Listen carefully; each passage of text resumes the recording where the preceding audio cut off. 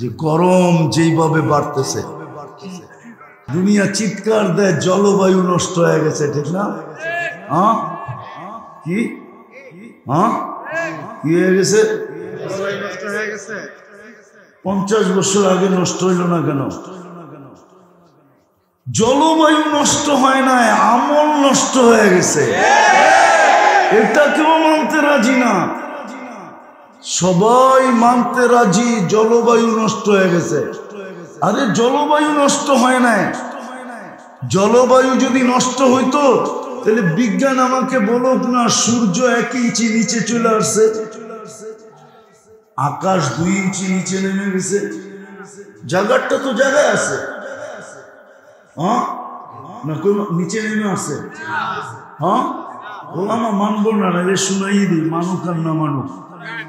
এক কিতাবে পাইছি আমি, আল্লাহ নিচে বলতেছে লাউ কদ্দামতু শিবরান লামুতুম জামিয়া, যেইখানে রাখছি 1 বিঘা নামায়া দিলে তোমরা মরে যাবে।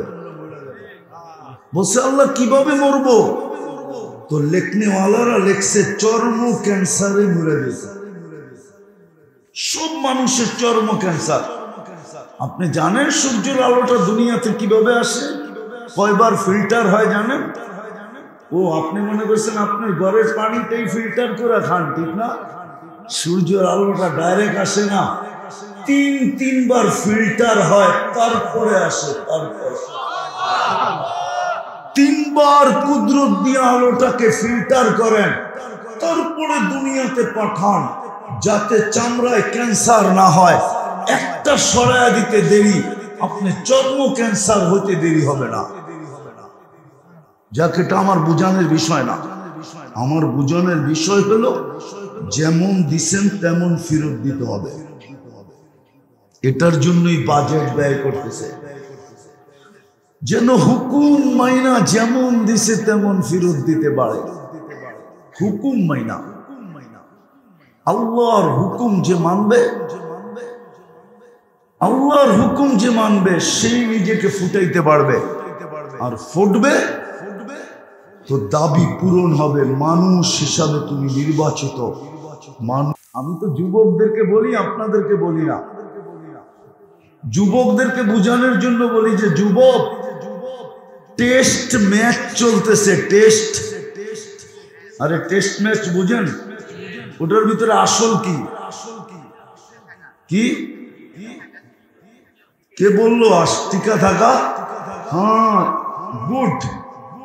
ওটার ভিতরে নিয়ম হলো টিকা থাকো, রান দরকার নাই, রান রান টিকা থাকো।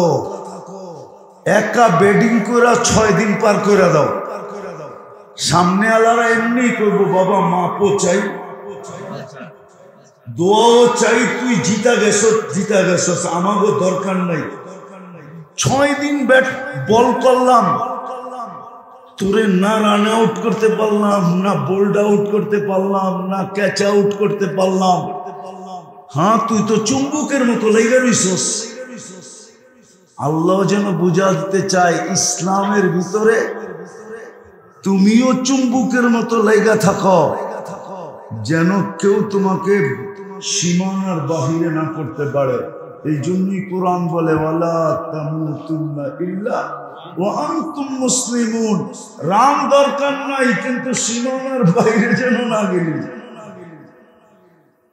এই জন্য যুবকদেরকে বলি, যুবক রান দরকার নাই, কিন্তু ইসলামের বাহিরে যেন চলে না যাও। কেননা তোমাদের কর্ম মাঝে মাঝে দেখা যায়, ফতুয়া যদিও আমরা দিতে পারি না, কিন্তু দিলে বড় ধাক্কা দেয়। আমার সমাজের দিকে তাকাইলে মাঝে মাঝে দিলে বড় ধাক্কা দেয়, কিন্তু ফতুয়া দিতে পারি না। আমার নারীদেরকে দেখলে মাঝে মাঝে দিলে বড় ধাক্কা দেয়, কিন্তু ফতুয়া দিতে পারি না। দিলে বড় ধাক্কা দেয়। এই জন্য আমি বলি রানের দরকার নাই, তুমি ইসলামের সীমানার ভিতরে থাকো,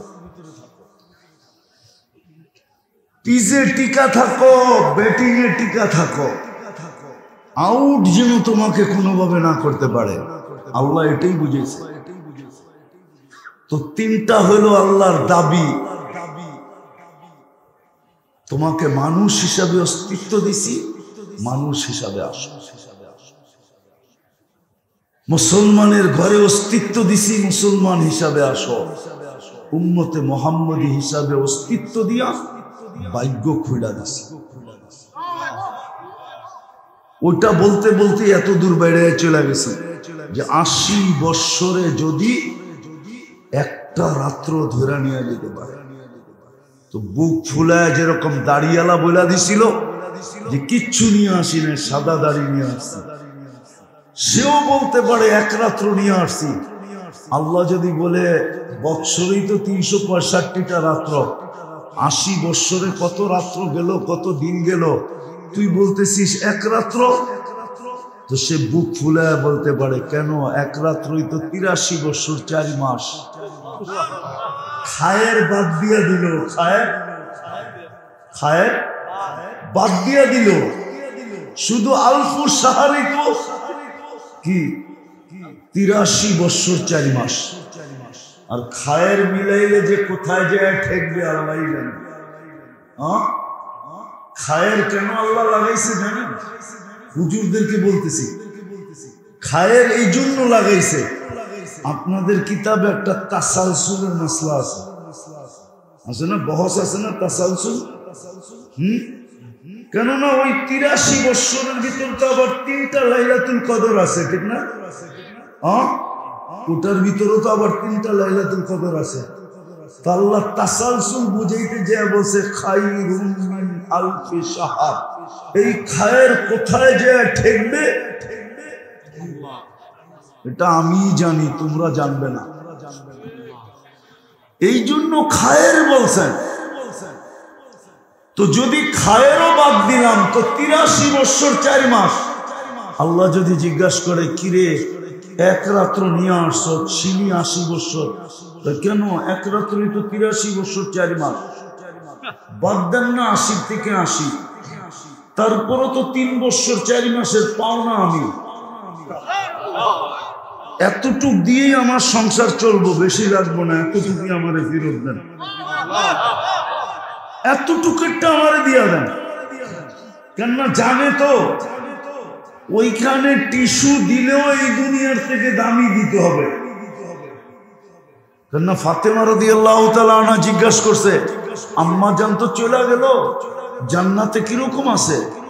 আল্লাহর রাসূল হাসতেছিল আর বলতেছিল, তোর আম্মারে যে টিস্যু দিছে আল্লাহ, এই সমগ্র দুনিয়ার সমগ্র সম্পদের চেয়েও দামি হলো শুধু আত্মচার টিস্যু। টিস্যু জান্নাতের সবচেয়ে মজা কি জানেন? হুজুররা বলো, হুজুররা কি মজা, জান্নাতের সবচেয়ে মজা কি বলেন না? কি ওটা নেয়ামত, ওটা মজা না। নেয়ামত ভিন্ন জিনিস, মজা ভিন্ন জিনিস। নেয়ামত ভিন্ন জিনিস আর মজা, হ্যাঁ আমি একমত। জান্নাতের সবচেয়ে বড় নেয়ামত আল্লাহর দিদার। কেননা আল্লাহর দিদার যখন হবে, যখন আল্লাহকে দেখবে, যতবার দেখবে অতবারই হুসন জামাল বেড়ে যাবে, রূপরেখা বেড়ে যাবে। হ্যাঁ হ্যাঁ, জান্নাতীরা বুঝবে আল্লাহর লোকে দেখা হয়েছে, একটু আগে দেখলাম একরকম, এখন দেখি আরেক রকম। তো জিজ্ঞাসা করবে একটু আগের থেকে তো আরো সুন্দর হয়ে গেলেন, কারণটা কি? জুরনা রব্বানা, আল্লাহর লোকে দেখা হয়েছে, ফাজদাদা হুসনা ওয়া জামালা, হুসন রূপ বেড়ে যাবে। এটা সবচেয়ে বড় নেয়ামত। কিন্তু জান্নাতের সবচেয়ে বড় মজা কি জানেন?